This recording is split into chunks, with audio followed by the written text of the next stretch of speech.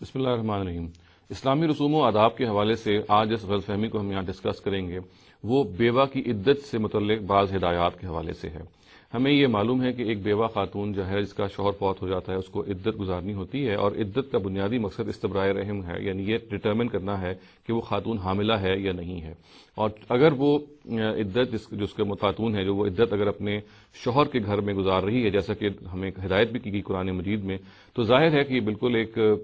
obvious سی چیز ہے اور بالکل فطری چیز ہے کہ وہ خاتون ایک سوگ کی کیفیت میں بھی ہوتی ہے۔ چنانچہ اس کو سوگ کی کیفیت میں آپ سے وہ بہت سارے کام نہیں کرنے چاہیے، اور وہ نہیں کرتی اس لیے کہ وہ ایک فطری چیز ہے، ایک خاتون پہ طاری ہوتی ہے جو عام حالات میں خواتین کرتی ہیں۔ چنانچہ ہمیں یہ معلوم ہے کہ نبی صلی اللہ علیہ وسلم نے اس حوالے سے ہدایت دی کہ رنگین کپڑے نہ پہنے جائیں مثال کے طور پہ، یا سرما نہ لگایا جائے، یا بعض اور چیزوں کے بارے میں جو ایک انسان کی زندگی کے ساتھ انوالومنٹ کی تعبیر ہوتی ہیں، ان کے حوالے سے کہا کہ ان سے بچ کے رہا جائے۔ اور غالباً یہ جس سوسائٹی میں حکم دیا گیا اس میں اس لیے بھی ضرورت تھی کہ بعض خواتین جو تھیں وہ اپنے شوہر کے رخصت ہو جانے کے فوراً بعد ہی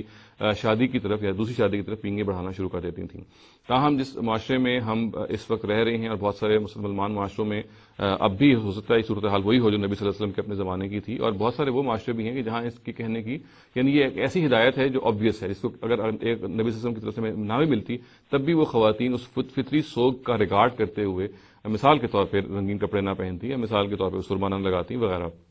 اسی سلسلے میں جو ایک امپورٹنٹ بات ہمیں یہاں دیکھنی ہے وہ یہ ہے کہ کہا یہ جاتا ہے کہ ایک بیوہ خاتون کو ظاہر ہے کہ جس کو عدت گزارنی ہے اپنے شوہر کے گھر میں، اس کو گھر سے باہر نہیں نکلنا چاہیے مثال کے طور پہ، اور اس کو ہر حال میں گھر کے اندر ہی رہنا چاہیے۔ تو دیکھیے یہ وہ بے جا پابندی ہے جو ہمارے اپنے معاشرے نے لگائی ہوئی ہے۔ ہو سکتا ہے کہ کسی خاص موقع اور محل میں تو یہ بالکل ٹھیک ہو، مگر عمومی طور پہ ایک بیوہ جو کہ عدت گزار رہی ہے اپنے خاوند کے گھر میں، اس پہ ہی پابندی لگانا کسی طریقے سے بھی ٹھیک نہیں ہے۔ ایک بیوہ کی ضرورت ہوتی ہے، ظاہر ہے جس زندگی کے ایک عظیم مرحلے سے وہ گزر رہی ہے، اسے خاوند رخصت ہوا ہے کہ مثال کے طور پہ وہ اپنے عزیزوں کے ہاں جائے، یا وہ کسی ایسی جگہ پہ چلی جائے جہاں پہ اس کی طبیعت بہتر ہو جائے، حتیٰ کہ وہ پارک میں چلی جائے، یا جہاں پہ اس کی اپنی طبیعت کی بشاشت اگر کہیں پہ ہو سکتی ہے تو اس کا وہ سامان کر سکے، تو اس میں کوئی حرج نہیں ہے۔ ہمارے ہاں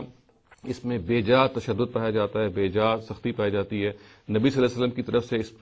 اس طرف کوئی پابندی نہیں ہے، قرآن نے کوئی پابندی نہیں لگائی۔ ظاہر ہے کہ ایک خاتون ایک حاملہ ہے مثال کے طور پہ، تو اس کو جو احتیاطیں وہ ملحوظ رکھنی ہیں وہ رکھتی ہے، اور یہ پابندی تو اصل میں ان بوڑھی خواتین کے لیے جو عدت گزار رہی ہیں ایک بیوہ کی حیثیت سے اپنے شوہر کے گھر میں، اور زیادہ بے جا ہو جاتی ہے جب یہ معلوم ہو کہ وہ حاملہ بھی نہیں ہے اور استبراء رحم کا معاملہ بھی نہیں ہے، اس لیے کہ اس کیس میں تو عدت ہی ضرورت نہیں ہے، ایک اصل سے اس کی ضرورت ہی نہیں ہے۔ البتہ وہ خواتین جن کو عدت ایک ضرورت کے طور پہ ظاہر ہے شریعت کے حکم کے طور پہ گزارنا ہے، وہ بیوہ ہو چکی ہیں، اور اگر ان کو مثال کے طور پہ کہیں باہر جانا ہے، کسی عزیز